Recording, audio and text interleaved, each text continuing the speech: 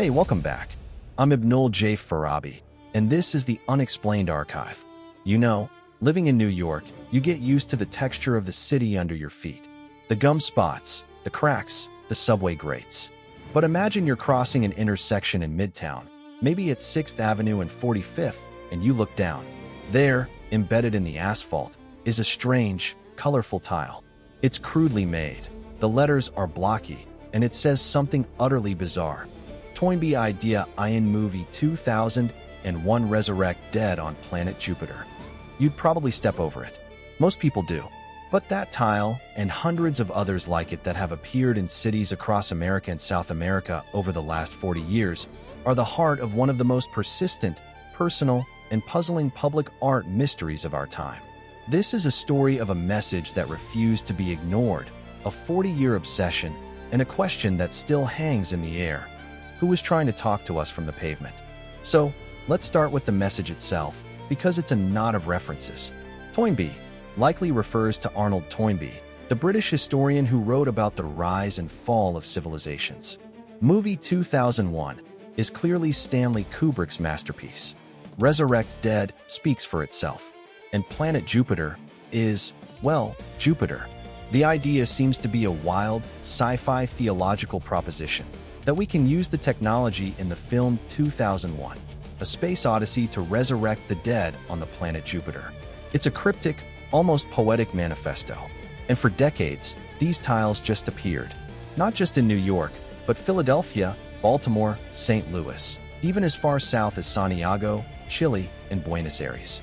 They were laid down in the middle of the night, pressed into hot summer asphalt, where they'd slowly wear away under countless tires and footsteps. For a long time, they were just a weird urban legend. But then, in the early 2000s, a different kind of tile began to appear. These were more aggressive, often accusing media figures like the columnist and TV host Larry King of being a Satanist or of murdering the Toynbee idea. They referenced a House of David and were signed by a group calling themselves the Association of Toynbee Idea Gladiators. This complicated the mystery dramatically. Was this the original Tyler? An imitator? A rival faction? It felt like a schism in a pavement-based cult, playing out in real time on the streets of major cities. The breakthrough came not from a professional investigator, but from a Philadelphia teenager named Justin Dewar. In the excellent documentary Resurrect Dead, The Mystery of the Toynbee Tiles, we learned that Dewar's obsession with the tiles began in the 1990s. He spent over a decade piecing together clues. He tracked down a late-night radio show from the early 1980s where a man, calling himself John, had ranted about the very same Toynbee Jupiter resurrection idea. He found strange, handmade postcards sent to newspapers. The trail, painstakingly followed, led him to a reclusive man in Philadelphia named James Morasco. Morasco was a former theater set designer, a man with a brilliant but isolated mind. He had become fixated on Toynbee's writings and saw in 2001 a blueprint for a kind of cosmic resurrection. He believed he was spreading a vital truth to the world. The evidence is compelling that James Morasco was the original Toynbee Tiler. He had the skill, the motive, the location, and the philosophical blueprint.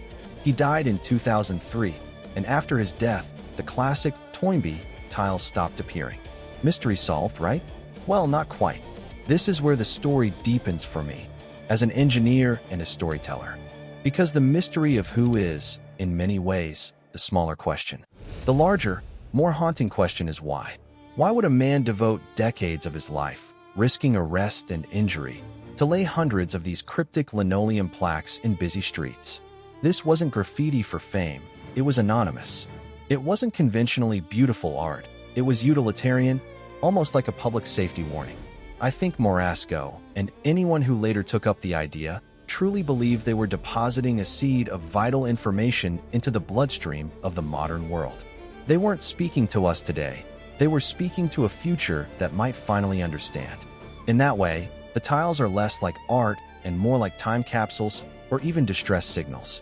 And then there's the sheer, stubborn physicality of it. As an engineer, I can't help but marvel at the process. This was a one-person manufacturing and logistics operation. Sourcing the linoleum, cutting the letters, applying the colors, sealing it with tar. Then transporting these heavy, sticky tiles to city centers, often by bus. Then, the dangerous act of installation, prying up a street repair patch, sliding the tile into the searing hot asphalt, and tamping it down before the authorities or traffic noticed. This was a monumental act of labor, a physical obsession to match the philosophical one.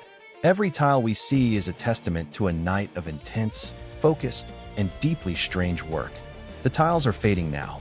Morasco is gone. The assistant tiles have also largely stopped. Modern asphalt techniques don't allow for the same easy insertion. The mystery, as an active phenomenon, is over. But what remains is the echo. When I walk past one of the few surviving tiles here in New York, I don't just see a weird piece of street art. I see a monument to a singular human mind. I see the incredible human need to be heard, to leave a mark, to shout an idea into the void, even if that void is a busy intersection. It's a testament to the fact that our cities are not just collections of steel and concrete. They are also archives of human longing, layered with stories waiting to be read by anyone who bothers to look down. In a world saturated with digital messages that vanish in seconds, the Toynbee tiles are a powerful anomaly. They are slow media.